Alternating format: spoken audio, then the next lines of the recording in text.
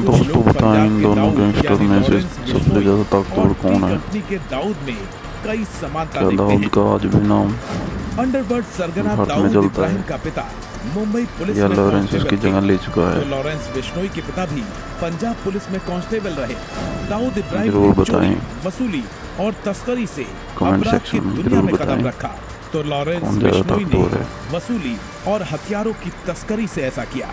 दाऊद के निशाने पर बड़े बड़े खिलाड़ी और बॉलीवुड से जुड़ी हस्तियां नहीं, तो दोस्तों लॉरेंस के हमने ये टारगेट भी खबर आ पर रही है कि पंजाब फिल्म दाऊद उद्योग ने के अपने स्टार शूटर और इंडिया खिलाड़ी भेज रहे। दिए हैं लॉरेंस को खत्म दाऊद का करने के लिए। नेटवर्क भारत के बाहर यूएई, क्या वो पाकिस्तान लॉरेंस सहित को मार कई पाएंगे? देशों में फैला है, तो बिश्नोई ने भी कनाडा लॉरेंस सहित भी एक कई मुकदमे मुल्कों में बरी हो में चुका अपना है। जाल बिछा रखा है।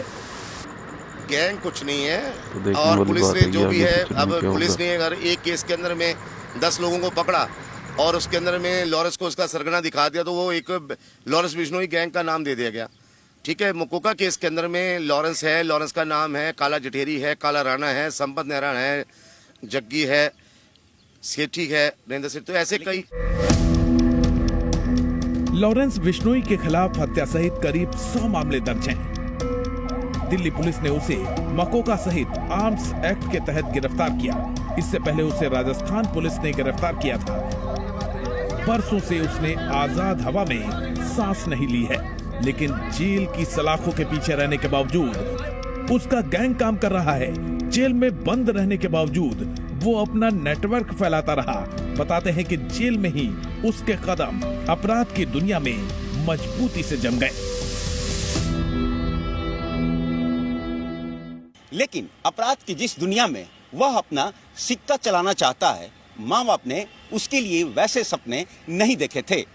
पंजाब के फाजिल्का में 12 फरवरी 1992 को कांस्टेबल पिता और पढ़ी लिखी माँ के घर जब एक बच्चे ने किलकारी ली, तो खूबसूरत बच्चे का गोरा अंग देखकर माँ बाप ने उसका नाम रख दिया लॉरेंस। लॉरेंस यानी बिल्कुल साफ, चमकता हुआ सफेद। बिश्नोई परिवार ने उसको अच्छी परवरिश दी। खेल कूद में उसके शौक को देखकर माँ बाप ने सपने देखने शुरू कर दिए खेल की दुनिया में उसके चमकने का। लॉरेंस बिश्नोई पंजाब विश्वविद्यालय में पढ़ता था, कुश्ती लड़ता था, वर्जिश करता था और खेलकूद में बढ़ चढ़कर हिस्सा लेता था। इसी दौरान वो छात्र राजनीति में उतरा। कॉलेज के दिनों में ही गोल्डी बराड़ से उसकी दोस्ती हुई।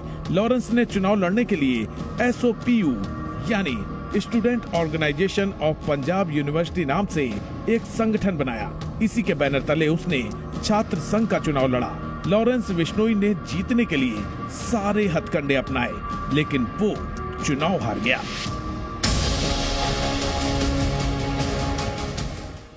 बताया जाता है कि हार का बदला लेने के लिए उसने एक रिवॉल्वर खरीद ली। साल 2011 में जब लॉरेंस का सामना उसे चुनाव में हराने वाली टीम से हुआ, तो उसने गोली चला दी। लॉरेंस पर यहीं से मुकदमे की शुरुआत हुई, जिसमें आगे चलकर कई मामलों में उसके साथ गोल्डी बराड़ का भी नाम आया।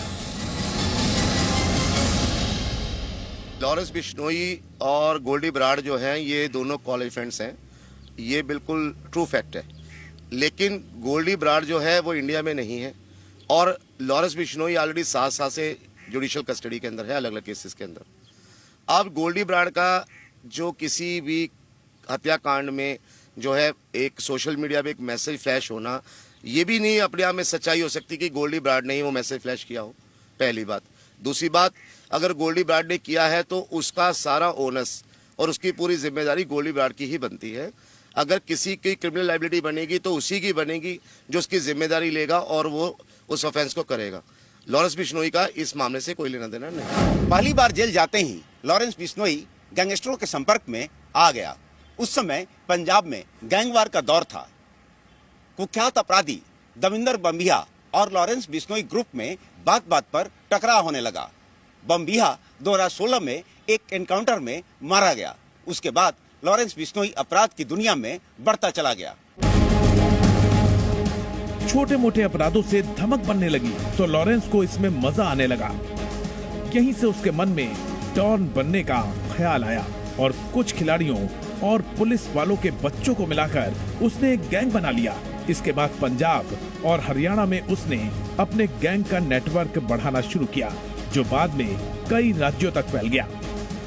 छात्र राजनीति के दौरान हत्या की कोशिश के केस के बाद अप्रैल 2010 में उस पर एक घर में जबरन घुसने का मामला दर्ज हुआ।